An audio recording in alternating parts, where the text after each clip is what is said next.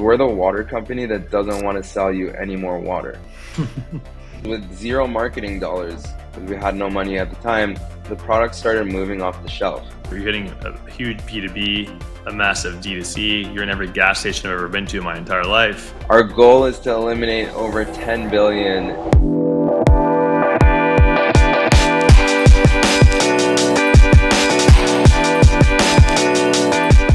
All right, guys, welcome back to Built in America. We have Shadi Bakour here, who is the CEO of Path, an innovative water bottle that has transformed the way we drink water today. Shadi, great to have you on the pod. Thank you. Thanks for having me. Excited to be here. Shadi, you've eliminated about 500 million single-use plastic water bottles in landfills. Tell me about the mission. Yeah. And the number actually went up a little bit. We're at over 600 at this point. We set out several years ago to create something that was really simple, but that could have a massive impact tied to it. And it's like, there's that saying, like the simplest things can have the biggest ripple effect, right? And so that's kind of how we looked at it was, it's like suitcase on wheels on a suitcase, like why hasn't that been done before? But once it's done, like then we started to get adoption. We started to really pick up. We became the fastest growing beverage brand in the United States on the Inc. 5000 list. And we just continued to really lean into that and just hopefully build a bigger and bigger impact every day. Our goal is to eliminate over 10 billion in the next 3 years or less. So you started this company about 10 years ago, right? Yeah. So plastic has become a lot more prevalent as of the last few years of how it's poorly used. It's frowned upon not just to use plastic when drinking water. Yeah. You saw this over a decade ago. You're a rather young guy. What was the mission set at your early 20s of wanting to go take on such a big path? Big path, pun intended. I would say the mission set was, we just realized early on. Luckily, I'm from Northern California, and so I'm from the Bay Area, and in San Francisco, you can kind of see a lot of trends, global trends stemming out of San Francisco. So when we realized that in 2014, San Francisco banned the sale of single-use plastic bottles on public property, we're like, okay, this is kind of like, it was like a light bulb moment. Like we had already thought of the idea. We were already building our business plan, doing market research, getting suppliers on board, all of the things. But that was like a really, exciting moment to have realized that. Similarly, in 2008, San Francisco banned plastic bags. And then 2014, California banned plastic bags.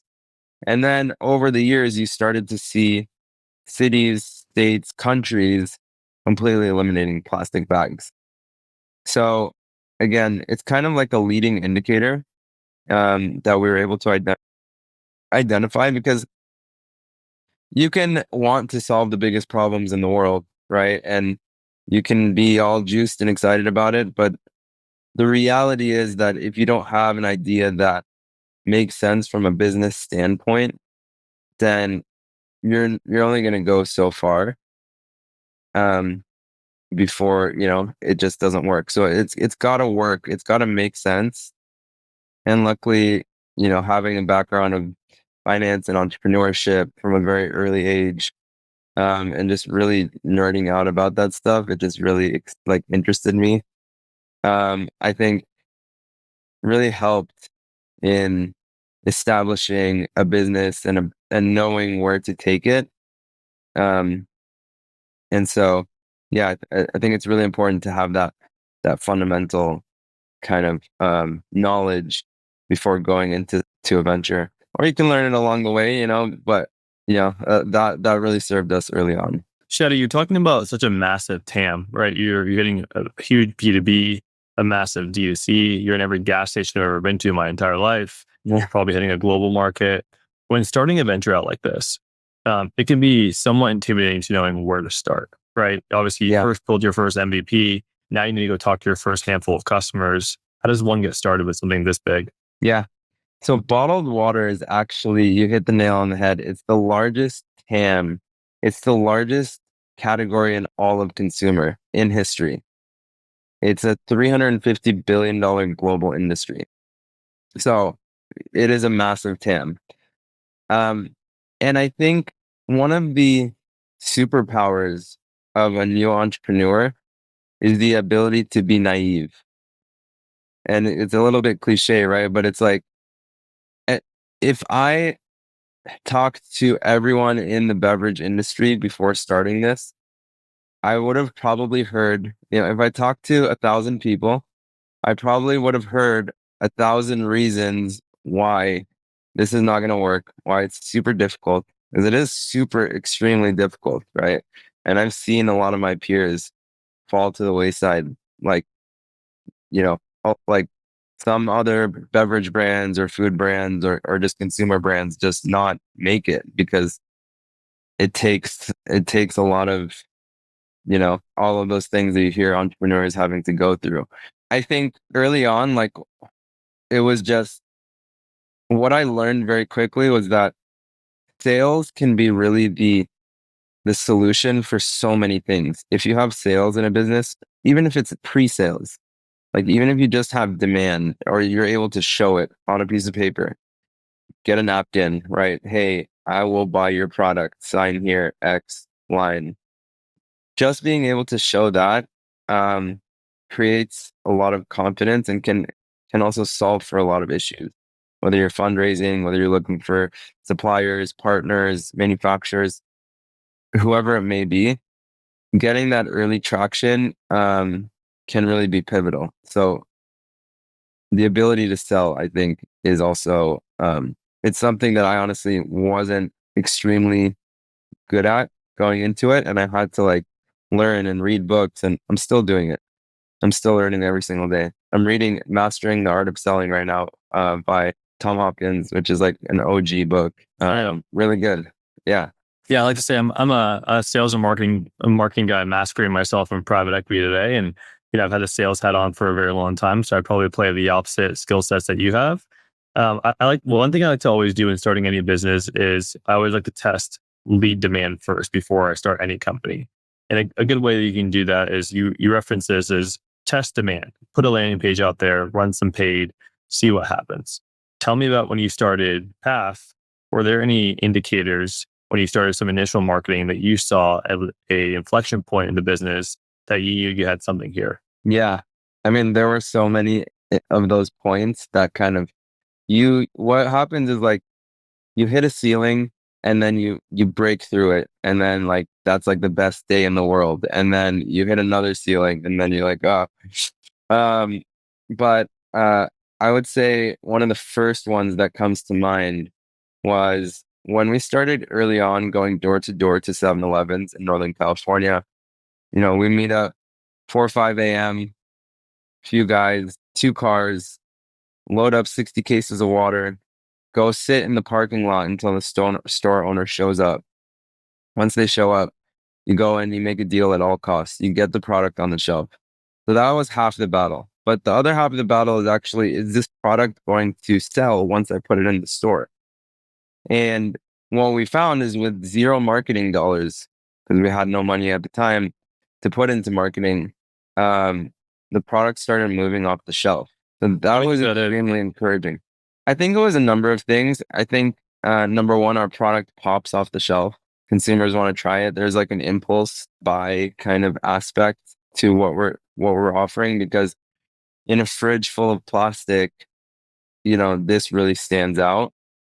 I think once you hold the bottle in your hand, it's like it's an experience. It's cold. It's an elevated, more premium experience. We do also a lot of really cool collaborations with SpongeBob, with Barbie, with I Love New York, all of these different licenses, and that is also another big reason that consumers will pick us up off the shelf. We just launched a Made in USA bottle all over the country, and that's just going bananas. Um, so we've never even seen numbers like that before. So design is important. Visibility on the shelf is really important, and we were able to also negotiate really solid visibility on the shelf, which is a big determinant of your velocity, your same store sales within food and beverage. Um, it's like the number one. It's better than digital marketing, better than radio, better than anything. So ensuring that we have that visibility that's like eye level next to the handle, as many slots as possible. That was also a key factor. But I think just all of those things combined, the product was selling really well, even compared to, established brands. Um, and that was like our first iteration of the product. That was like way back in the day. And since then we've revamped, we've changed our name, we've revamped the packaging design, we've made so many changes so many times. And you can kind of actually see the evolution of our bottle on our website. Um, but yeah, it's always just continuing to tweak and look for feedback from the consumer and implement that and just get better and better and better. It's funny you talked about the appearance of what it looks like on the shelf, because like I said earlier in the pod, path is always the water bottle that I choose. Even when I chose a Greek yogurt the other day, there's plastic Greek yogurts, and there's one out there that's actually in a ceramic cup, and it feels like you're actually eating yogurt out of the cup. And it's pretty much almost the same price. Maybe I'm buying one for about $3.20. The other ones are maybe $2.90. But I'm willing to go take the one that is a little bit more of a nicer product, because it feels healthier, it feels better quality, and people are willing to go pay that demand, right? Or pay that premium, I should say. Yeah, I think so. Question for you is, I'm sure building one recyclable bottle was hard enough to go start that. But we all know in manufacturing, you can do something once, but then to do it at a scale, which is building 1 million of them, is no easy task. So I don't know if you have a supply chain background, a manufacturing background, but walk us through the challenges of how to go produce at mass scale and then reach a massive audience. This is a whole podcast for itself. It's been a long journey. But before I jump into that, I just wanted to comment on the your thing about the clay cup for the Greek yogurt is like one of the things that a lot of people kind of were concerned about, or projected their concerns onto us, was like, no one's gonna pay $3 for a bottle of water, even if it is a refillable bottle. Like, no one's gonna pay for it. And you can go to Costco and get a 24 pack for a few bucks of single use plastic. And our response, if you think about it, like, who doesn't have an iPhone or like a cell phone at the very least? But a lot of people also have an iPhone, There are cheaper cell phones than an iPhone, but everyone seems to be able to afford an iPhone. Like, we're blessed to have built some financial security for ourselves, but the large majority of the US, like, money is not as free flowing as it may seem, right? And so it's tough. But I think like when there's brands that actually provide value, whether it's through brand, whether it's through user interface, whether it's through connectivity, whatever that is, people are going to pay for it, even if it costs more. And for us, the way that we saw it is we're giving more value to the consumer, because it's not just a bottle of water, it's also a reusable bottle. If you end up using it 3-4 times, it's actually cheaper than a plastic bottle, and you're saving the environment, and it's better for your health. So there are a lot of benefits. But yeah, that was one piece. Talk about supply chain really quick. So we actually, our supply chain story, I mean, I'll cut it down really quick. So basically, we started out trying to find a supplier. We went on Alibaba. I have no supply chain background. We went online. We're Googling. We're looking. We're calling people. And that's really like what you have to do early on. Is like you just have to like call people, email people, like reach out, try to find experts. Try to get the word out. Try to recruit people to support you. And that's what we did on the supply chain side. So we went on like one of these websites. It was like Fiverr.com or Freelancer or something like that. I think it was Fiverr, because we liked the idea of paying $5. Yeah. This is not an ad. But we went on the website. We hired some guy overseas, and we're like, we want you to find us every water manufacturer, beverage manufacturer in the United States, give us an Excel spreadsheet. And so they went and they did the data mining, and they gave us a list of 500 names. Probably like 100, 150 of them were just complete garbage. And then the rest, we just like went through one by one and started calling, emailing, just reaching out to every single one of them. And on the list, we got down to the final three. Everyone else was like, no, this is not going to work, or you guys are too small, or they just didn't respond at all. And one of those final three was this guy that purchased a manufacturing facility in Virginia, and we begged him to run our product. Yeah, like this guy did not come from the beverage industry. He just did well in his career and bought a facility because he thought it sounded fun or something. I don't know why, but he finally agreed, and we produced the first 10,000 bottles of product, shipped it from from Virginia to California where we were, opened the first bottle, tasted it, and it tasted like juice. Because what we learned in that moment is you can't fill water at a juice facility. Like there's going to be some off taste or some aftertaste, some residual, minerals and things that go into the water. It wasn't like going to kill you, but it didn't taste like water. And so we couldn't sell it.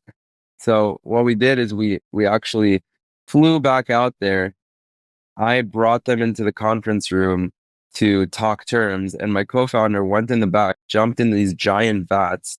We ordered the acids and detergents there and poured 3 times the recommended amount and just started like scrubbing the walls and just really trying to get all of that stuff out. And we produced another 15,000 bottles there. It tasted a little bit off, but it was still sellable. Like barely you could taste it. And if you put it in a cooler, you couldn't taste it. So like when we went down to 7-Eleven to sell the product, it was always in a cooler, and we were always, that's how we sold it. So were you door to door?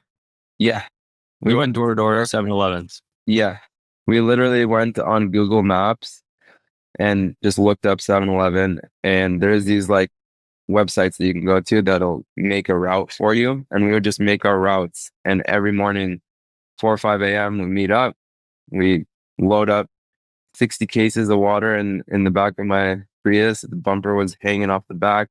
It was low riding because water is very heavy, and we just go hit the streets. In 30 days, we were in every 7-Eleven in Northern California. Wow. But it was long days, and Northern California is pretty spread out. So like you're driving long distances between stores. But that really got us that early traction because we could go to people and say, hey, we're in 7-Eleven, just go to 7-Eleven, you can find our product there. And that was pretty cool to be able to say that. And what we found out actually was that 7-Eleven store owners could decide 20% of the products that they carry were up to them. 80% was decided by corporate. So, but yeah, to like just wrap up on the supply chain side, after that, we were never going back to Virginia. We ended up making our own facility because we're like, no one else is going to do it for us. So we spent like 20 grand, which was like all the money that we had at the time, building this facility. We painted the walls with waterproof paint, cut a hole in the wall to pass bottles through from one side to the other. We got this like small, 1,500 square foot warehouse. And we got the water softeners and the reverse osmosis machine and everything. And we're doing it by hand, rinsing, filling, capping, putting it in a box, and like setting it down the line. We had this little conveyor belt thing, and we were pulling out like 8,000 bottles a day, and wearing full hair masks and full hair nets. And one day, like after 2 months of it or something, I went to my co-founder and I'm like, this is not scalable. Like we need to find another partner. So he chased down this contract manufacturer in Los Angeles. We had been emailing them for 8 months. We sent them 10 different emails and no response. So he's like, you know what? I'm just going to go show up there And he drove from Northern California 6 hours, 5, 6 hours down to the manufacturer, shows up at the office and gets a meeting with the guy. And within 15 minutes of that meeting, he calls me and is like, you need to get on the next flight to LA. And so 2, 3 hours later, I was in LA and we formed an amazing partnership. These guys, they sit on our board. We're very, very close with them. They have been one of our greatest supporters. Um, but we always joke with that guy, with the founder of the facility, like, you never responded to any of our emails. Like, we had to go pop up on you. And they're very glad we did, and we're very glad we did as well. I think you did almost everything correct if you think about it, because when you start a business, you have to do a lot of unscalable things that turn scalable. You went in your original market in San Francisco and then showed proof of traction. Then you have a stamp of approval showing that you can go and point at saying, look, I'm in all the 7-Elevens. Then you built your own facility. You were putting water in by hand with your own hands. And then you finally figured out, I need to go build a world-class team and find another contract manufacturer to go scale this effectively. I think today, a lot of entrepreneurs don't want to go do the unscalable things because on Twitter and on the media, it looks unsexy. But if you were an entrepreneur today, looking at this podcast and what you built 10 years ago, what would you tell the youngest millennial Generation Zs who are out there who want to go build a business at this scale and understanding when to go do the unscalable things versus the scalable things? Yeah, it's a good question.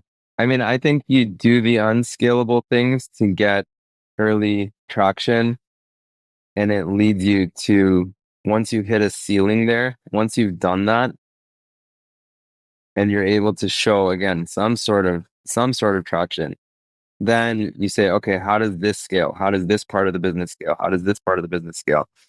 And that's continued to evolve for us. Like, we just purchased our own manufacturing line. That cost us, millions and millions of dollars. And now we have fully dedicated capacity.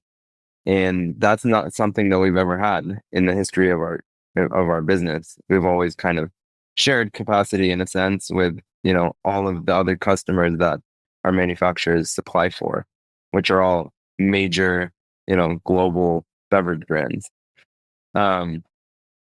So you're always kind of trying to find efficiencies, scale, all of those things. But I would say also one of the big, I mean, for the first, like, one of the things that Jeff Bezos said that stuck with me is, like, for the first $50 million in revenue, like, you don't even need to be worried about scaling. You just need to worry about getting business, like, traction, showing anchor accounts. Like, you don't really need to show profit. Tesla, I think January of this year was the first month that Tesla was ever profitable, I believe. Don't quote me on that. But, like, like, all of these companies are growing, and pouring into kind of getting market share early on. And over time, then it turns into, okay, let's find efficiencies. Let's hire professionals that can help us, take things to the next level. Let's, make these changes. So I think maybe the hardest thing for an entrepreneur is to recognize, once you've hit that ceiling, that, like, for example, the people that helped you get from A to B are not the people that are going to get you from B to C, and then C to D, etc. Right? So being able to accept and make change as a leader as the business grows, I think, is really important. Do you feel that having advisors early on is very important? I mean, who are some of the most impactful people when building Path for you? Yeah, I think having advisors is important for multiple reasons. And it's not necessarily the reasons that someone might assume. In my humble opinion, is number one of the first things. I mean, when we started, we were 22 years old, right? No track record, no money, nothing, scratch. And so what I identified early on was like, we need people around us that can, at the very least, like talk about us and give us credibility, because we just didn't have, we didn't have anything to prove. Like, we had something to prove. We didn't have anything to show for like a track record or anything of that nature. So we, I started just cold reaching out on LinkedIn and found a list of the 25 top people in the industry, reverse background check, found all their information, started like either calling them or emailing them. Um, and, a couple people responded. And um, so they helped us early on with a bunch of things. Um, sometimes the advice was good. A lot of times it was actually not good. Like, I remember my first advisor that we had, she, um, one of my rules early on was take every single meeting that I could. And that's still my rule until today. Talk to as many people as you possibly can. Like, even if someone wants to steal like your idea, like they're gonna have to out execute you at the end of the day. So like, and it's very unlikely that someone's gonna steal your idea. Like, like, even if someone stole Pathwater, the idea, like the execution of it is excruciatingly difficult. So like, go for it, and we'll compete. And there's plenty of space in the market for multiple players. Even though Lyft wasn't as big as Uber, Lyft was still a pretty big success story. Um, so I think a lot of people are scared early on, like, oh, don't steal my idea. I hit gold, like I have the next $1 trillion idea, and no one else is gonna think of it, and I need to like protect it for as long as possible. Um, So anyways, one of the pieces of advice, so I had this meeting with this guy that sold 2 companies, each one like $400 million. He was like a medical guy, healthcare guy, so not even in the same industry. But we were talking, we got a meeting with him. And so we are going to go talk to him. And my advisor was like, no, don't waste this opportunity. You guys need to wait until you can like, get to XYZ before you like cancel the meeting essentially. And I was like, no, absolutely not. I'm going to take that meeting. And so at that point, she stopped being our advisor because we had a little falling out. But I think, like, the truth is sometimes advisors can help connect dots, can bring people to the table, can do a lot of things. In my experience, what we went through, our advisors were more there kind of just to kind of cheer us on, um, connect dots where they could, here and there.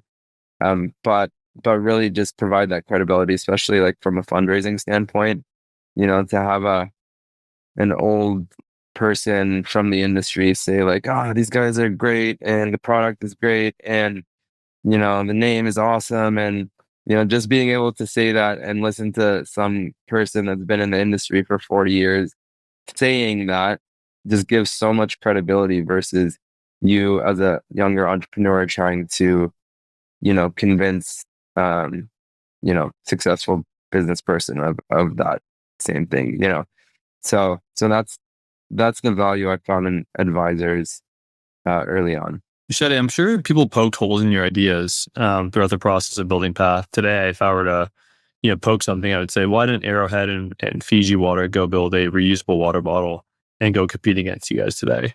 How were you not timid of that idea? The short answer is they can't do it because we have an exclusive supply chain partner. That's the only one in the US that can do this reusable beverage container. But at the time, we didn't have that exclusivity. For many years, we didn't have it. It took us a long time to secure that. And honestly, the reason that I wasn't worried about it is because our business model, in a way, it doesn't make sense. It's very counterintuitive because we're the water company that doesn't want to sell you any more water. We're telling you, get the bottle, then reuse it and hold on to it. Right. So you're cutting out your repurchase hypothetically, which is not reality because we've actually seen that our sales far exceed all of our competitors. And when we're replacing Aquafina in, you know, the Denver Nuggets arena, for example, we increased revenue by 300%. So we've actually shown that our product brings a lot more value to the market, and that consumers kind of see brands that are really doing, creating authentic solutions, and that's the brands that they want to associate themselves with. But from a, narrow-minded beverage company viewpoint, you are trying to sell as many units per store per week as possible. That's the KPI for our industry, is units per store per week. So why would you sell a reusable beverage container? It makes no sense. Right. So that, I think we're excited to be able to say that, because we're kind of like contrarian thinkers in that sense. And every time, like, my team knows, if Coke and Pepsi, if you're going to come to me and tell me like, oh, this is what Coke did, or this is what this company did, I'm like, great, let's go do the exact opposite of that. Yeah, it's similar to what, a little bit what Liquid Death did, right? They took something that looks contrarian, supposed to look like a beer, turn it into a water, sold at a lot of festivals. Obviously, like you guys are at many festivals as well, and they raised their last round at $1.4 billion, right? Crazy. And they're crazy, right? Just around a water bottle that looks like, a beer can. And as you're raising money, I'd be curious to know, and I think the audience would appreciate this, what were some of the things that you were able to tell investors from a product market fit? And how was that fundraising process for you throughout the journey of Path? Yeah, product market fit. Again, I think it's one thing is like to explain it and to show the product and make them experience it. But I would say equally, if not more importantly, is being able to just show that consumers want your product, right? So if there's any way that you could show that consumers are gravitating or want to pick up your product, that's really where I think we've found success with investors.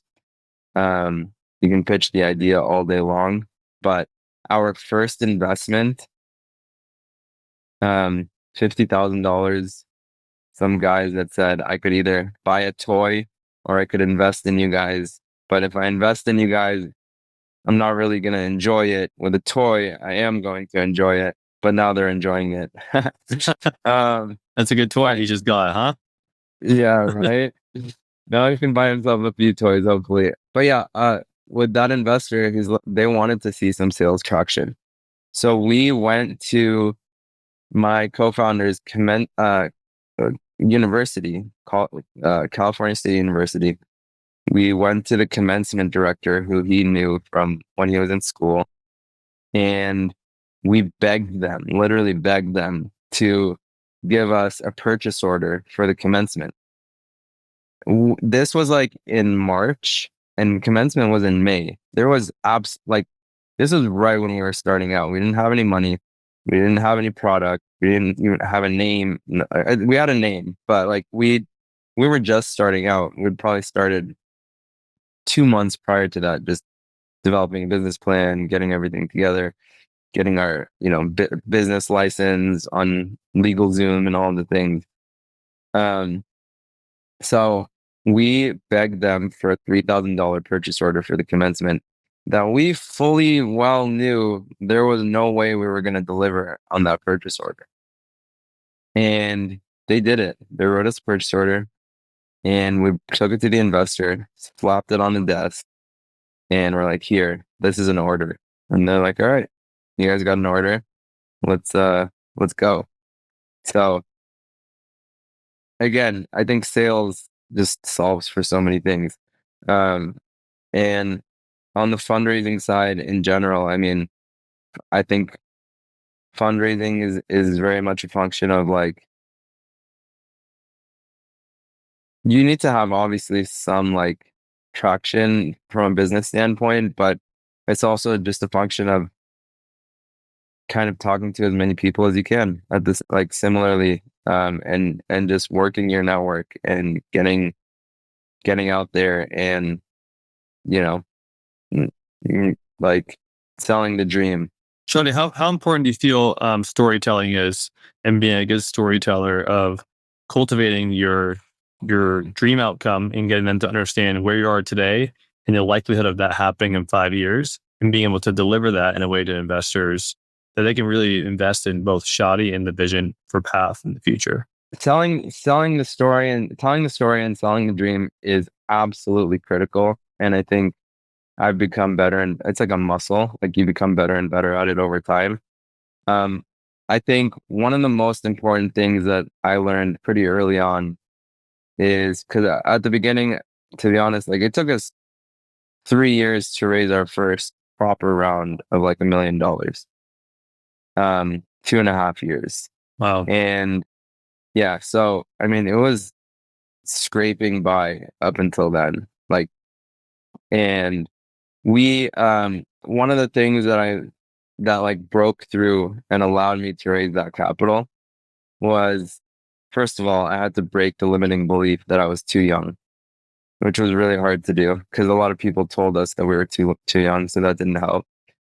Um, but that's complete bullshit. Anyone tells you you're too young, that's just it's not it's not rooted in reality. Those are people that are just projecting because they're older and they didn't get to do it when they were younger. Um, and the second piece was like, as cliche as it may sound, is like nobody's gonna believe in you until you believe in yourself first.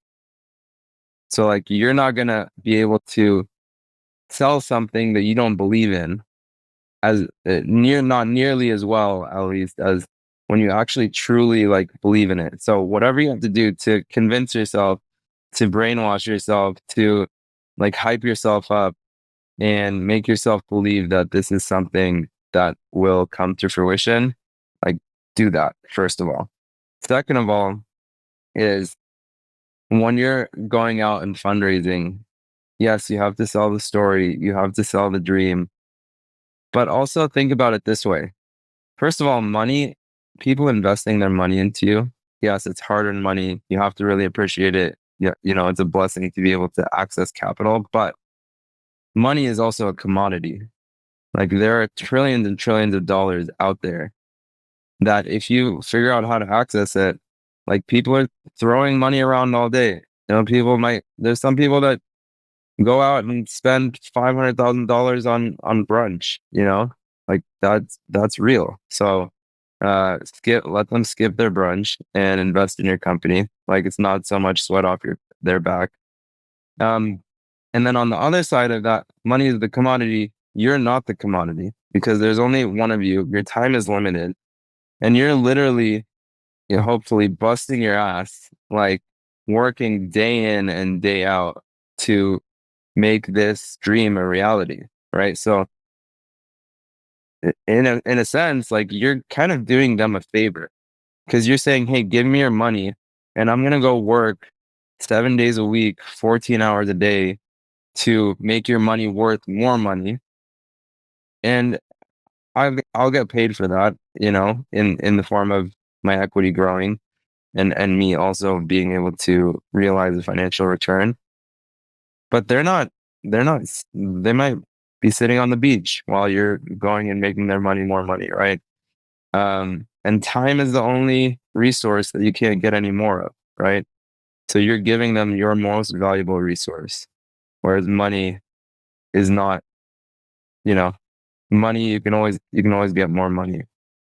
So if you look at it that way and change the mindset about fundraising, it also, I think, is very freeing.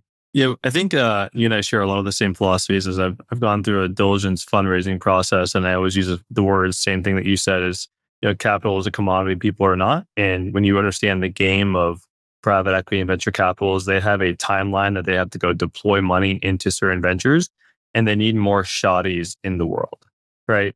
So as you're building your next venture, you have to go in the premise that yes, you could potentially go raise these retail investors money for 50, $100,000, or you can go to the big boys who have a mandate to go deploy in a recyclable, consumable water bottle like yourself. As you've gone through this journey now, and you've scaled, you've proven a lot of people wrong. I'm sure you've now raised a fair amount of money to get you past a Series A.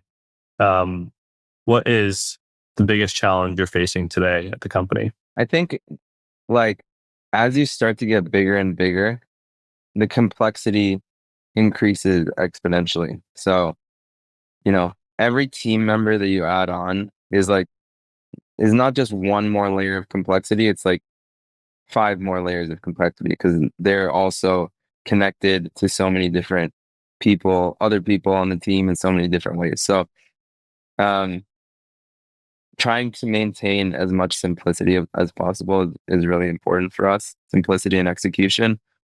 But also just beyond that, like being able to um, set up process and systems for us to scale in the most efficient way possible. Because this is my first time at bat. This is my first time in my true entrepreneurial journey taking a business this far. And so the only way that I see possible to be able to do that is to bring people that are smarter around me that have done it before and let them tell me what to do. You know, um, so it's cool. It's awesome. Like it's very different than going door to door to 7-Elevens, right? Because I wish I could continue to do those things, but I can't necessarily do those things because the business demands other uses of my time. But now it's more about how do I lead, how do I manage, how do I kind of um, focus more on the people and let those people run and really charge forward. Shadi, I always ask this question on the spot: is you're the CEO, co-founder of Path, and being a CEO of a very large company like yourself is not an easy task at all. If you were to define a good CEO in a short, simple sentence, what would that be? Well, can I give you 2 answers? You can. The first one of my mentors told me that really stuck with me. The 5 duties of a CEO is to manage the P&L, manage key relationships, make sure the right people were on the bus, wrong people are off the bus. Um, uh, and then the 4th one's eluding me. It'll come back. But the 5th one is to always continue learning and growing. As a leader, your business is only as big as the leader. That's where the bottleneck is at the top of the bottle. So that's that. If I had to bring it down to one sentence, I think an effective CEO is someone that inspires, motivates others, and also executes on a day-to-day basis. Thomas Edison once said, vision without execution is just hallucination. And that could have been you back in the day, scraping your way in the Bay Area, knocking on doors at 7-Eleven, and people just telling you, no, we don't need a $4, $3 water bottle today. And you still put your blood, sweat, and tears into this business. At the same token, too, you've also had to go create a company that also has a mission-oriented business around recyclability. And then while still owning in on the profitability of the business as well. Walk us through the journey of understanding how to build a company that aligns with sustainability while still building a very high revenue, high profitable business. Yeah. Again, going back to what I said earlier, I think there are a lot of entrepreneurs in today's day and age that want to be mission-based or want to have a purpose. But they don't do so from a business mindset. They do so from purely a mission mindset, which the mission is extremely important. Don't get me wrong. But if there's no business fundamentals under it, and those business fundamentals are like revenue, profit, uh, culture, like these are the things that really drive an organization forward. So I don't care if you're, putting concrete on the street or if you are selling a sustainable bottled water. Those things I think are absolutely critical. Now, the mission aspect of it is kind of like a big, huge plus because what does it do? It attracts more talent. People want to be associated with brands that are doing organizations that are doing things that feel good. You know, you want to wake up excited and feel like you're part of something greater than yourself. Um, so like use the mission, you know, to the advantage of the organization and its health and its growth and its success. But I would just say like the mission is not everything. Like you need to have a good product. You need to have a good team. You need to execute every single day. You need to make money. You know, I was one entrepreneur that I advised once that said like, it's okay. I'll pay more taxes because I want to support like building roads and things like that. And I'm like, well, if you just check this box, you pay less taxes if you just form as a different type of entity. Why would you do that? And so like you need to have that business mind because you need to make money. Because if you make money, then you can take that money and put it back into the business and continue to grow and even make an even larger impact.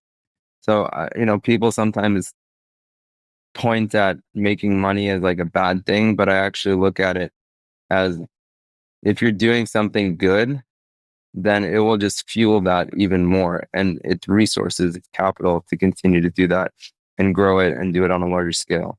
Shadi, you've been a wealth of knowledge on this pod. I think the world needs more Shadis out there building sustainable water bottles and building a mission-oriented company. As we wrap up, I always like to ask a few just rapid-fire questions. Yeah. More personal-based. And I just want you to respond on whatever comes first of thought. Shadi, what do you think the point of all this is? We're building these massive businesses. We're on this earth for such a short period of time. Define it in one sentence. I think it's just fulfilling our highest potential. What part of yourself are you still working on to accept?